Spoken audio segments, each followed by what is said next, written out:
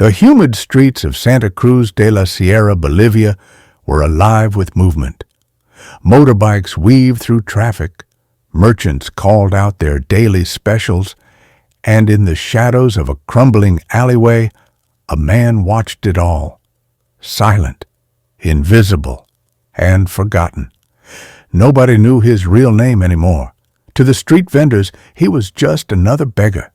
To the drunks in the plaza, he was Tomas, a man with sun-worn skin, tangled hair, and eyes that carried decades of secrets. Tomas had learned to survive in the gaps between people's attention. He knew which alleys were safe, which bars had leftovers, and when to disappear before trouble found him. But something was different today. Two men in pressed suits and dark sunglasses stepped onto the plaza. They weren't tourists, and they weren't police. At least, not the kind Tomas usually avoided. They looked around, whispering to each other as they scanned the streets. Tomas's pulse quickened. He had seen men like them before. They were the kind who asked too many questions, the kind who could make a man disappear. He shrank into the shadows of the alley, hoping they would move on. But one of them turned his head, eyes narrowing. Tomas felt it before it happened, the moment of recognition. The man whispered something to his partner. Then they started walking, straight toward him. Tomas didn't wait. He turned and ran. Tomas sprinted through the maze of alleys, his bare feet slamming against the uneven pavement. His breath came in ragged gasps, his heart hammering like a drum.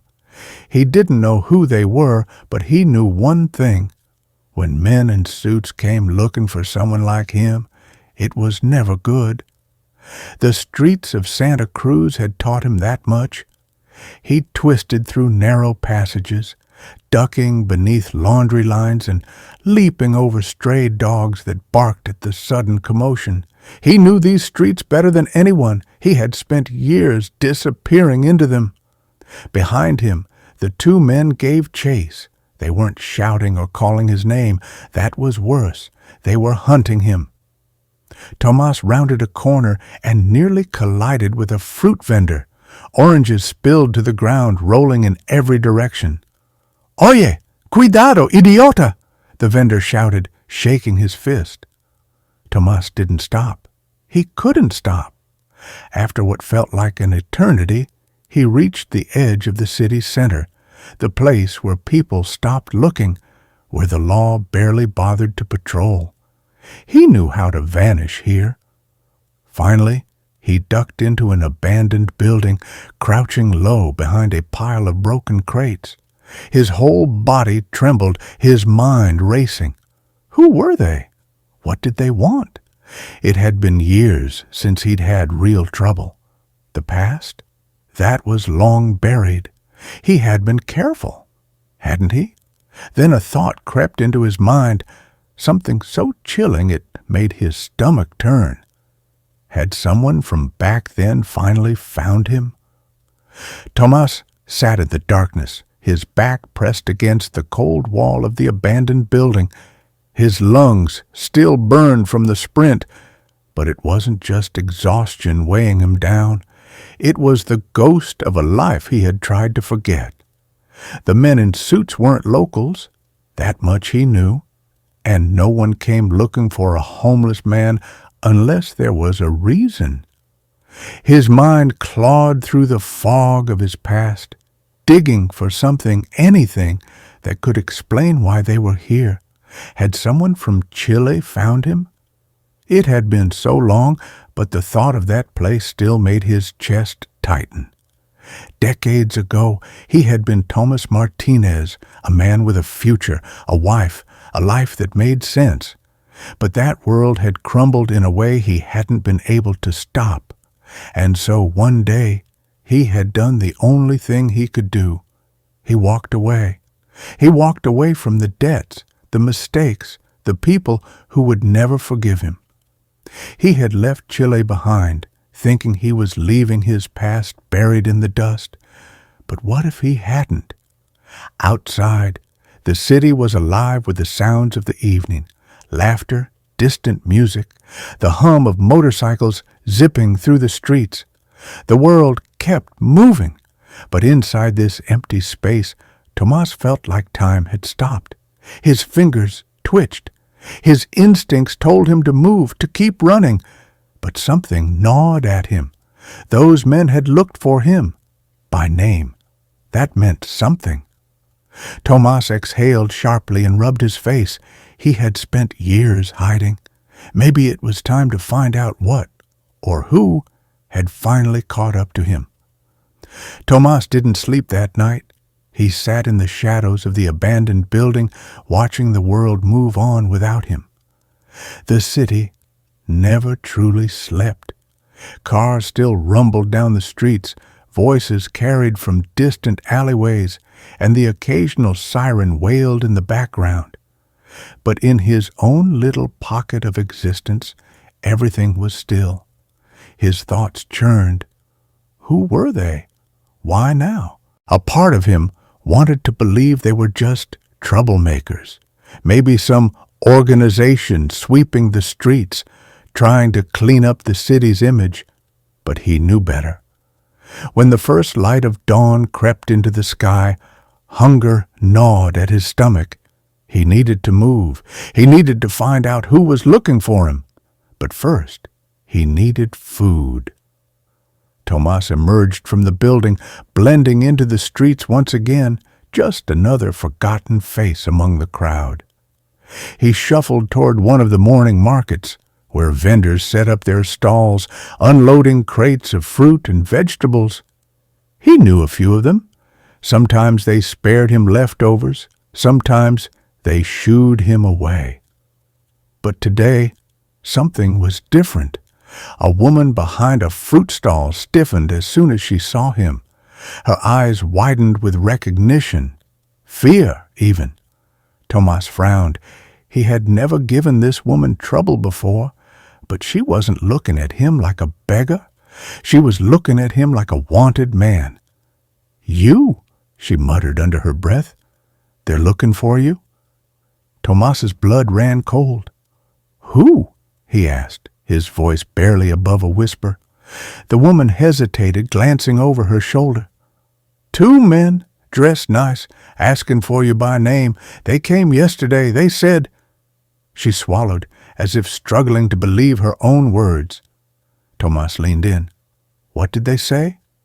"They said, you have money." Tomas blinked. His chest tightened.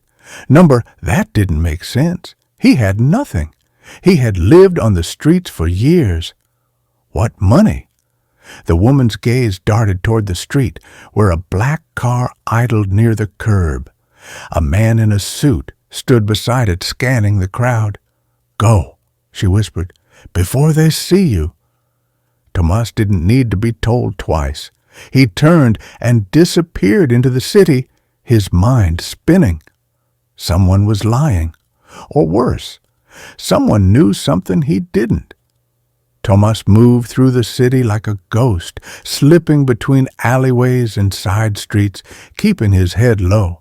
But no matter how fast he walked, one thought chased him like a shadow.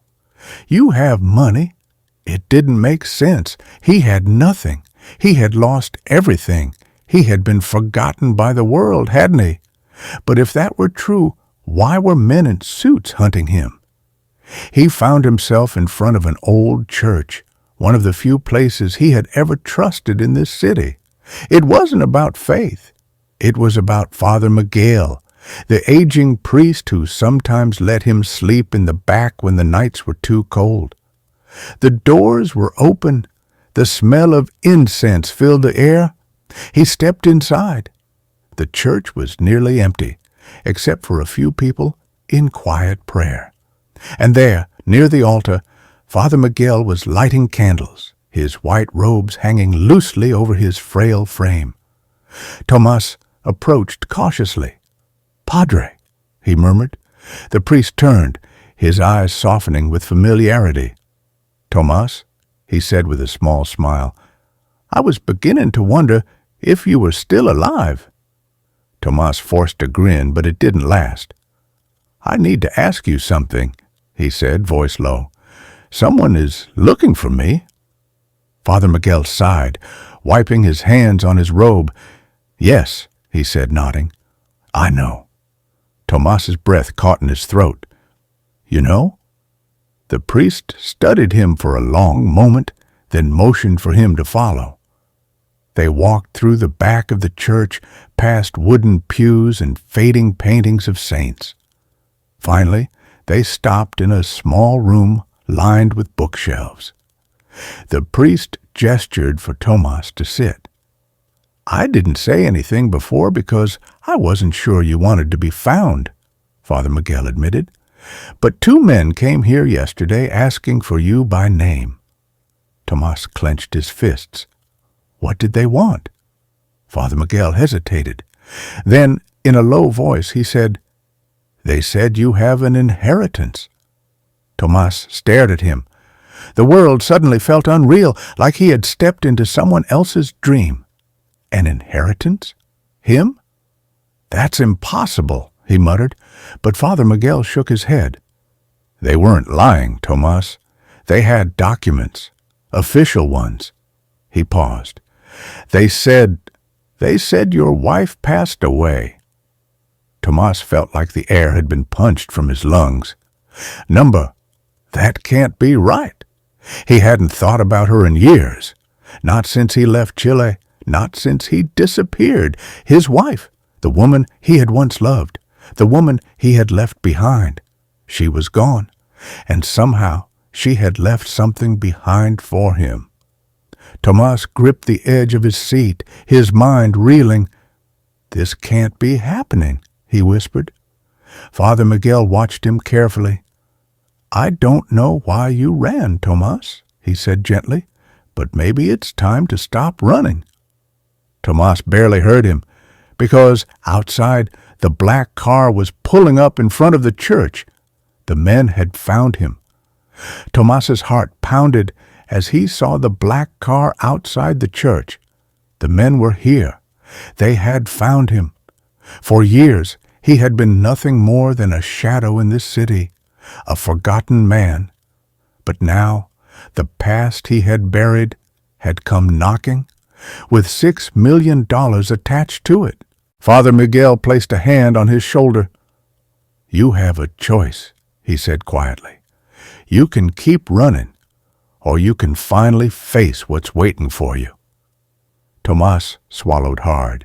He had spent his entire life running from mistakes, running from the law, running from himself.